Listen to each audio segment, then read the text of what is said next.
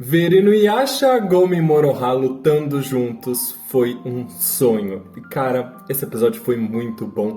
Não só por conta disso, mas por conta de várias outras coisas. A gente tá tomando um rumo na história e eu tô achando que tem uma teoria rolando pelo fandom que pode se encaixar perfeitamente ao que a gente viu neste último episódio, episódio número 41 de Hanyo no Yashahime, equivalente ao 17º episódio da segunda temporada. Então fica até o final desse vídeo para você entender tudo. A gente entender um pouquinho mais da motivação do Kirin-Maru, o que foi essa luta maravilhosa de família, entender um pouquinho mais do ritmo que o anime tá tomando e se a gente tá caminhando pro fim mesmo.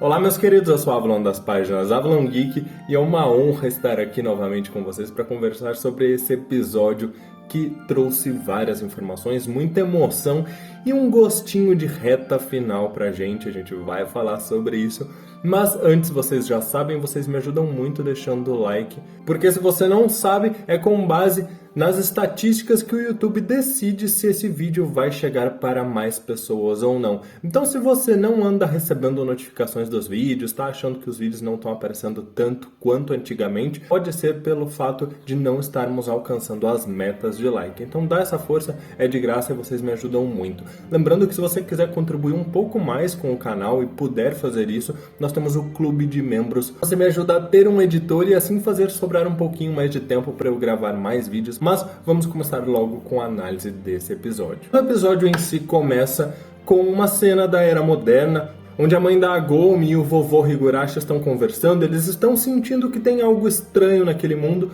consequência da aproximação do cometa sombrio. Eu acho interessante como o vovô é um personagem bem ambíguo. Em alguns momentos ele parece sentir, perceber que tem algo errado, ao mesmo tempo que a gente sabe que ele é meio charlatão em algumas coisas que ele faz, como quando ele colocava selos para impedir que yokais ultrapassassem pelo Poço Come Ossos e outras coisas tantas. Ele parece olhar para o céu, com certeza ele não está vendo o cometa, mas ele sente que tem algo perturbador se aproximando. Ele pode perceber isso, inclusive, no tronco da árvore. A gente percebe que a árvore está o tempo inteiro muito relacionada a esse cataclisma do cometa, né? O próprio Osamu Kirin também pediu, em alguns episódios anteriores, orientações para a Árvore das Eras sobre o que ele deveria fazer. Parece que todos estão muito preocupados. E eu vou retomar essa história de Osamu Kirin preocupado, porque a gente vê que ele não quer que os humanos, os seres vivos, morram, que eles sejam destruídos. E isso é muito relevante se a gente pensa que Osamu Kirin é uma parte de Kirin-Maru. Afinal, seria no mínimo estranho se duas das partes de Kirin-Maru, Osamu Kirin e Tantoriko, fossem tão boas, tão gentis, e o Kirin-Maru fosse esse ser completamente descontrolado que a gente vem vendo em alguns episódios mais recentes. Até porque tem uma teoria muito interessante que surgiu para justificar algumas das atitudes do Kirin-Maru e o porquê isso de fato não tem a ver com ele em si. Mas vamos continuar. E aí a gente pula logo para a cena da Towa quando ela está ali naquele estado catatônico, né? Completamente imóvel, com seu olho estalado. E a gente descobre que, na verdade, o que aconteceu foi que o seu Kon foi absorvido. Então, eu não acho que a perda de Kon do corpo da Towa tenha a ver com a energia sinistra do Kirin-Maru ou com a própria energia da Bakuseiken. Muito pelo contrário. Eu imagino que o desaparecimento do Kon do corpo dela tenha muito mais a ver com o uso da Zanseiken. Afinal, a gente não viu a Towa utilizar tantas vezes assim essa habilidade da Zanseiken em absorver energia. E diferente de antes, onde a gente sabia até na primeira temporada que a Towa tinha a capacidade de absorver energia demoníaca, como ela fazia com aquela Kikujumonji quebrada, aqui, especificamente, é necessário que se utilize a Zanseiken. Tanto que a Zanseiken, nessa segunda temporada, vem sendo dita como uma espada capaz de derrotar Kirin-Maru, aquela que ele teme, justamente porque deve haver algo muito específico em Kirin-Maru que o poder da Towa em si não consegue absorver por si só. A necessidade do uso da Zanseiken em conjunto. Tanto que nós vamos lembrar que lá na luta do episódio 24 da primeira temporada, a Towa não foi capaz de absorver a energia do Kirin-Maru. Ela sucumbiu naquele momento. Mas, Avalon, por que você está falando tudo isso? Eu estou falando porque existe uma teoria de que as Anseiken, junto com a Bakuseiken, são espadas malignas, são espadas que vão acabar causando um mal aos seus portadores, tanto ao Kirinmaru quanto à Towa. Isso vai ficar para um vídeo separado, onde eu vou comentar um pouquinho mais sobre as duas espadas, sobre uma teoria que está rolando no fandom, então aguardem um pouquinho para esse vídeo, para vocês entenderem um pouco melhor. Mas aqui, a morte da Towa, ela foi um pouquinho anticlimática pra mim. Eu esperava um pouco mais, porque o episódio passado acabou com uma tensão muito grande, e aqui não deu nem 30 segundos, e o Akuro já apareceu, já salvou a Towa e já estava tudo certo. E não é que eu quisesse ver a Towa caída ali naquele estado catatônico por muito tempo, nem ver a Rin sofrendo com aquilo, mas eu acho que dada a gravidade da cena, onde a Rin acabou de ver a filha dela sucumbir ao tentar salvar o pai, onde a gente ouviu aquele grito no episódio passado desesperado da Rin, eu esperava talvez que isso fosse um pouquinho mais bem trabalhado. Enfim, me pareceu um pouquinho apressado ao ponto de não dar tempo de eu me importar com aquilo. Porque a gente começa o episódio, a hora que aquilo acontece, a Towa já tá caindo no chão, e aí não deu tempo de eu sofrer com aquilo, não deu tempo de eu me importar mesmo com a Towa caída ali, porque logo em seguida já resolveram tudo. A Rin fica bastante emocionada pedindo desculpas para as filhas por não poder ajudar. Eu acho isso bem interessante porque a gente vem falando aqui muito nos últimos episódios sobre como a Rin é uma personagem humana, que não tem habilidade de luta, não tem poderes, e mesmo assim ela nunca teve medo de nada e ela sempre tentou fazer o que estava no alcance dela. E aqui ela está muito consciente das limitações dela e que na verdade quem precisa resolver tudo isso são as filhas, que ela não tem muito que ela possa fazer, então ela se desculpa por não poder ajudar. Eu acho isso muito bonito e mostra toda a consciência que a própria personagem tem das limitações dela. No episódio passado eu tinha criticado o fato deles não terem perdido alguns segundos para dar um abraço na Rin, e eu mantenho aquele entendimento, não estou criticando as personagens, a minha crítica foi em relação à construção do roteiro, mas ao mesmo tempo eu fiquei feliz porque o roteiro soube trabalhar a justificativa de não ter esse abraço. Então, me parece sim que foi algo completamente intencional, embora eu ainda ache que o roteiro fez algumas escolhas um pouco equivocadas na questão de timing, de perder o tempo em alguns momentos que não tinham necessidade. Sejamos honestos que para quem estava tão desesperada para salvar o pai, nem dá uma olhadinha, perguntar, e aí, tá melhor? Me pareceu um pouco estranho, mas enfim, as meninas estão mais preocupadas em ir agora pro futuro, e até é compreensível já que tanto a Setsuna quanto a Towa conhecem a família Higurashi lá, então elas se importam com essa família. Mas pelo que a gente vê na prévia, parece que assim, ainda vão perder um certo tempo resolvendo algumas coisas antes de conseguir efetivamente ir para outra era. Então a gente cai naquilo do roteiro novamente, né? Não dava tempo nem pra olhar pro Sesshomaru e falar, e aí, tá beleza? Mas dá tempo de aparecer um inimigo antes de conseguir ir pra Era Moderna e brigar contra o cometa. Se é que se briga contra o cometa. Eu entendi a proposta, que é não vou dar um abraço da Rin com as filhas para dar um abraço em família. Inclusive eu fico muito curioso para ver como vai ser esse abraço. A cara do Sesshomaru abraçando as filhas e a esposa.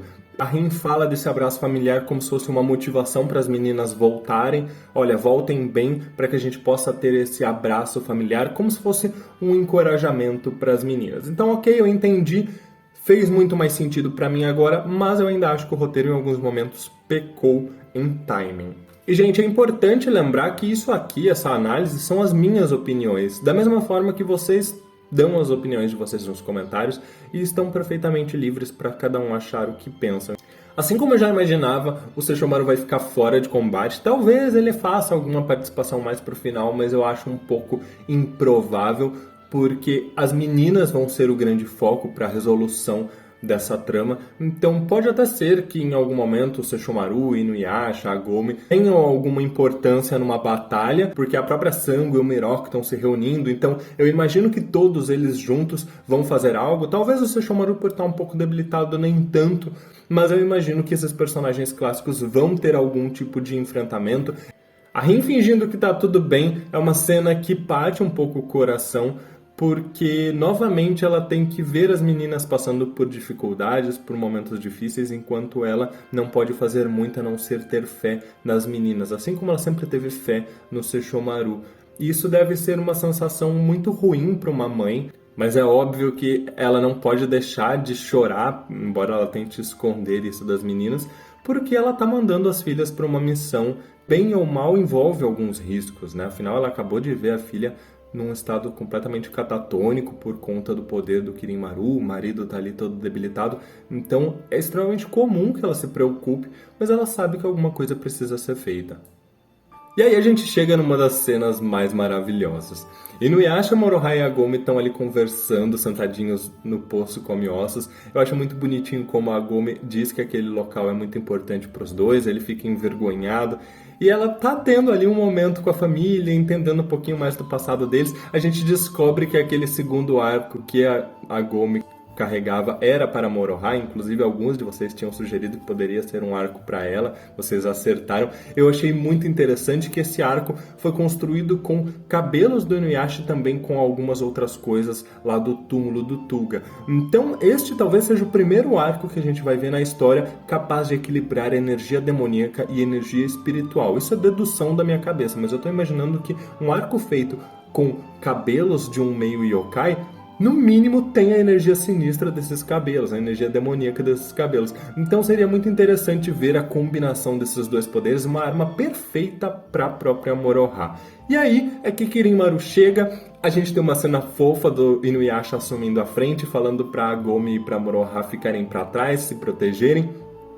A Agome mostrando o quanto ela cresceu, que ela é uma adulta e que ela vai proteger a filha dela, dizendo que ela vai ficar bem, não se preocupando estar à frente da batalha e pedindo pra Moroha se preocupar e ela, por sua vez, dizendo pra eles, olha, eu fiquei viva esse tempo todo sem fugir, então não é agora que eu vou fugir. Eu achei isso maravilhoso, porque mostra a personalidade dos três, como cada um se preocupa com a sua família e como todos se uniram nessa batalha. Cara, vocês têm ideia do quanto a gente esperou isso? Todo Inu fã sempre quis ver Inuyasha, Agome e Moroha lutando juntos e finalmente a gente teve. Eu tava com tanta saudade de ouvir um Kaze no Kizu. A Bakuryuha eu achei meio meh, confesso. Achei que a animação dela foi meio fraca, considerando o potencial do golpe que a gente sabe que tem. Mas a batalha em si foi muito interessante. Teve as lanças de diamante, teve a Agome unindo o poder espiritual da sua flecha com o ataque do Inuyasha. Teve também no fim a Agome e Moroha unindo suas flechas espirituais com o ataque da Tessaiga.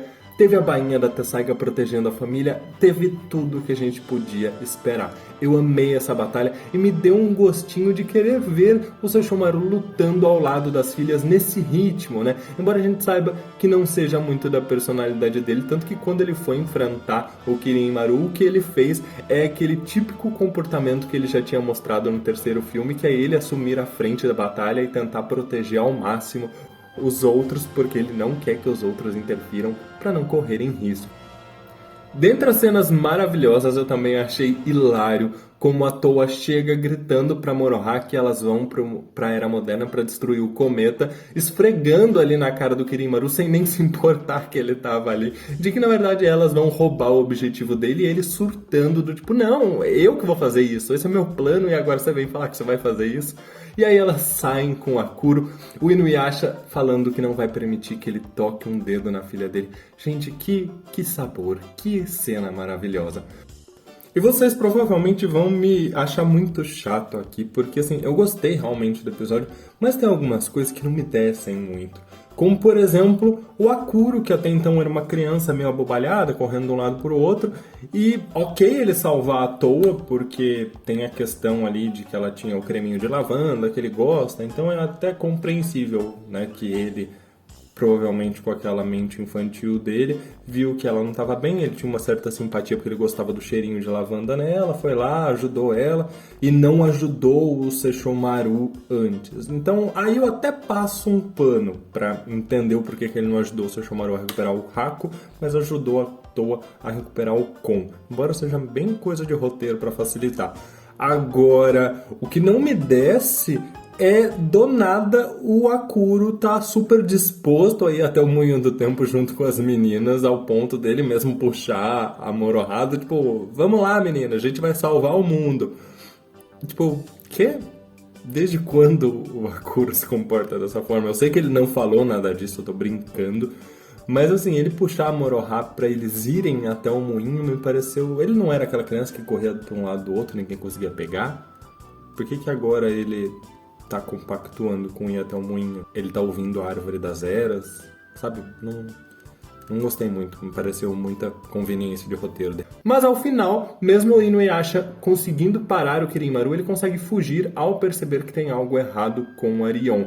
Eu achei bem interessante aqui que a Agome ela atira a flecha dela atrás do Kirinmaru e ela fala atinja o alvo. Era uma frase que ela falava quando ela utilizava o arco do Monte Azusa, que era aquele arco que conseguia fazer com que a flecha atingisse o alvo, independente de haver algum tipo de obstáculo, alguma outra coisa. Mas o Kirinmaru vai atrás da Arion e percebe que, na verdade, o raco do corpo dela está se acabando. Achei interessante porque eles souberam trabalhar como, mesmo tendo um corpo de barro, parecido com o da Kikyo, a Arion, por não absorver almas como a Kikyo fazia, aos poucos vai perdendo a capacidade de se movimentar, de movimentar aquele corpo, e então que ele usa a Bakuseiken para devolver, digamos assim, um pouco de raco para o corpo da Arion. Eu estou muito com uma sensação de clímax, que a gente está se aproximando do fim com esse enfrentamento do cometa. Eu acho que talvez a gente tenha uma terceira temporada, porque as coisas estão caminhando para talvez introduzir algo novo com a aparição do cometa. Mas enfim, pessoal, eu vou sugerir para vocês que vocês assistam o vídeo da teoria, porque ele vai complementar muito algumas coisas que eu disse nessa análise aqui. Lembrando que já saiu o vídeo de diferenças do anime e do mangá. A história do mangá tá surpreendentemente boa.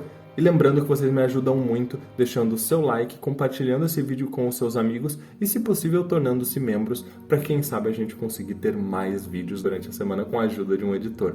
Meus queridos, muito obrigado por tudo. Deixem os seus comentários aí qual a sua cena favorita e contem aí para mim qual das Yashahimes vocês acham que vai derrotar o Kirinmaru no final desse anime. Hashtag Toa, hashtag Setsuno, hashtag Moroha. Muito obrigado por tudo, um grande abraço, até mais!